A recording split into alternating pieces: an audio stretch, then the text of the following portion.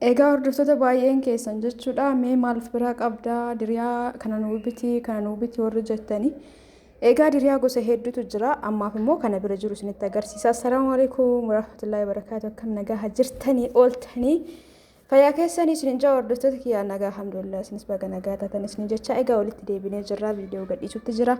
Isinillee laayik sheer gochuu hin dagatinaa namoonni diriyaa kanneen barbaadan ammaaf na harka jira. Egaa diriyaa kuuwwan warri barbaadan warri keessaan natti ergitan ijoollee Dubaay hojjettu irraa kaastanii suuraa natti ergitanii yoo maallaqa baastanii bittan diriyaan haga qarshii 17,000 haga 20,000 haga 10,000 haga 15,000 sadarkamaan jira jechuudha. Kanaafuu na bira jiraatu baatus magaalaa irraa isiniif fichisiisuu danda'a. San immoo ka godhu gaafa isin maallaqa ergitan malee isinin bittan jedhee 20,000 hin galchu jechuudha. Birrii guddaa qabata waan ta'eef tokkichi 20,000 yoo ta'e fireeshan osoo hin galcha jedhee qarshii hedduu natti fudhata jechuudha hordoftoota kiyya. Kanaafuu amma kana harka jiru waa'u tana hedduu jaaladha gizee hedduuf deebiira diriyaa tana diriyaan ka amma isinitti agarsiisaa jirtu isiin tuni ka dura darbe sunillee inni kun qarshii 6,000 kana afoo ka jiru sun qarshii 5,500 osoo dhamiyyoo barbaadan immoo qarshii 5,000 itti aansee immoo amma dhufaa jirtu tuni tokkoffaaf lammaffaa qabdi. Tokkoffaan isii qarshii 3,000 akkasii tuni garuu 5,500 lammaffaa yoo ta'e ni qannasa jechuudha. Darqii kana yoo beektan tokkoffaaf lammaffaa qaba. Kana nama dalagutu beeka jechuudha. Gizee fiddan garaagarummaa qarshii ittiin fidanii waan beekamuuf garuu osoo gizee bittan ta'e beekuu hin dandeettan nama jechuun namni hundi dhugaa hin dubbatu. Yoo baay'inaan galchitu garuu gatii isaanii beekta waan ta'eef isinin jaa. Qaama mul'ataa jiru kunillee 5,500 yoo bittinii isaa barbaadan qarshii 5,500 isiniif kenna daddaftanii fudhachuu dandeettan. Ka amma argaa jirtan kana hundaa na biratti ni argattu. Ijoolleen baay'ee waan natti ergitanii fi akka walii galaatti yuutuuba kiyya irratti ka amma na harka jiru sa'aatii kanatti kana harka jiru isinitti agarsiisaa jira jechuudha.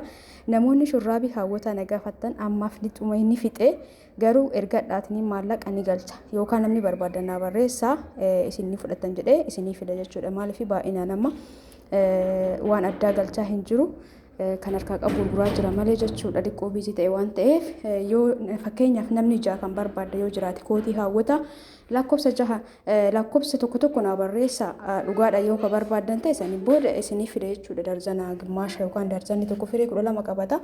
Kootii hawwataa ta'u furdaa bareeda laalee galcha jechuudha yoo namni barbaadu jiraattan. Namni sadii moo afur na dubbistanii jirtanii ni beeka.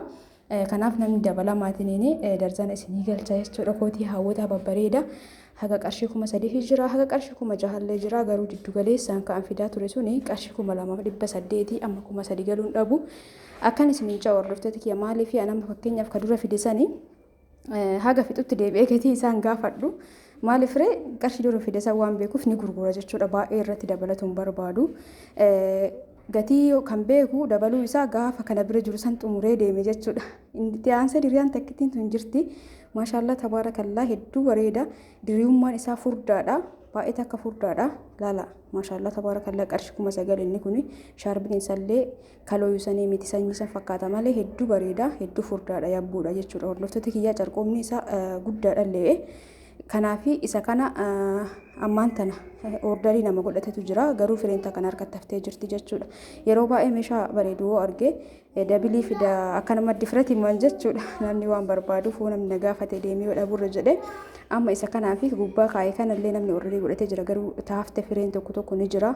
Dhuftanii kara keessatti na dubbisuu dandeettanii eessaan dhufne jechuun keessan yookaan namni tokko meetii lakkoofsi jechuu danda'a. Lakkoofsi kiyya sirra isinii kaa'a. Duwwaa 9 duwwaa 21 duwwaa 6 73 karaa waasaapiitiin na dubbisaa isiniin jaa obboleeyyan kiyya. Asitti meeshaa namaatu jira kan deemu hedduu sanii fi obboleetti kiyya naadachaa si ja'anii ture. Maashaallah tabaarakallaa nama filachiisnee turre gadi guurre amma kaan deebisnee kaan feestaalitti ilaalaa jirra jechuudha. Ka ergamu kun meeshaan kun boru ergama gara boqojjii erguudha deema.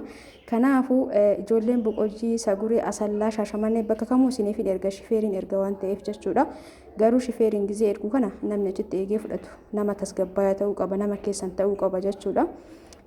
Maaliif ree namni gariin nama hifata waan akkasii anna muudatee beeka jechuudha.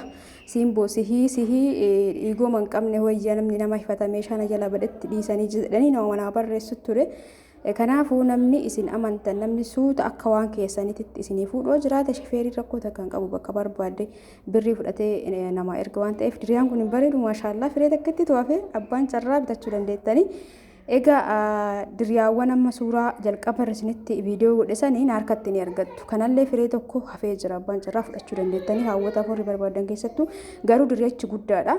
As birattillee uffata gurraacha kanatti naa godhi jettee obboleettiin tiyyaa meeshaa isii addatti hin waraabne rakkoon qaban keessaa na ergi waan nan jette.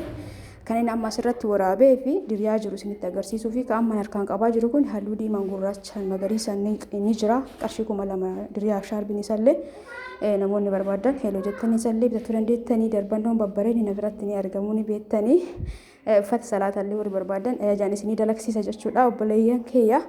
As biratti illee shiitii tana nama suuraa natti kaastee jirti isillee takka keessa naa kaa'e jettee isii tanallee jechuudha. Egaa akkan isinin jedha warri jaallatta yoo jiraate keessaan natti ergachuu dandeettanii akkasumas warri sabiskiraayibii hin godhin sabiskiraayibii gochuudhaan maamila kiyya akka taatan kabajaan isin gaafadha. Inshaallah yeroo dhiyootti immoo viidiyoo babbareedoo hojjedhee akka isin biraan ga'u uummata akka shakkii hin qabu.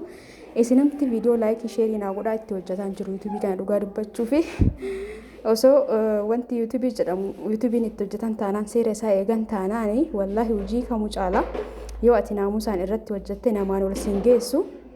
Akkan isinin jedhan garuu itti hojjetaan jiru bizii ta'e itti aansuun qibaatii biluummaajii kanallee qibaatiin kun tokkoffaaf lammaffaa qabaa maashaallah mataa hedduu laafisa isa kanallee ajajattee turte na biratti ni jira baay'ee beessu na fakkaate viidiyoo godhuu inumaa yaadadhu qibaata kanneen na biratti garuu ni jira biluummaajii hin jira daaksiin jira qibaatiin jechuudha shittoo garagarallee na biratti ni argattanii yeroo baay'ee kaana uummanni ajajatteef keessaan erga malee akkasuma beeksisaa hin jiru. Haa ta'uuti isa kanallee godhaafii jira haadha diriyaa lamaanii kanaaf qibaatii akkasumas shiitaaf shaarbii firee 4 na biraa ordarii godhattee jirti uffata suufallee jechuudha. Egaa isinillee yoo barbaadan karaa keessaatiin heeloo jettanii siimboo kana barbaada jedha. Asumaan immoo warri meeshaa farniicharaa na ajajjan wallahi laaziim namaaf haal nama dubbate ta'aa jira.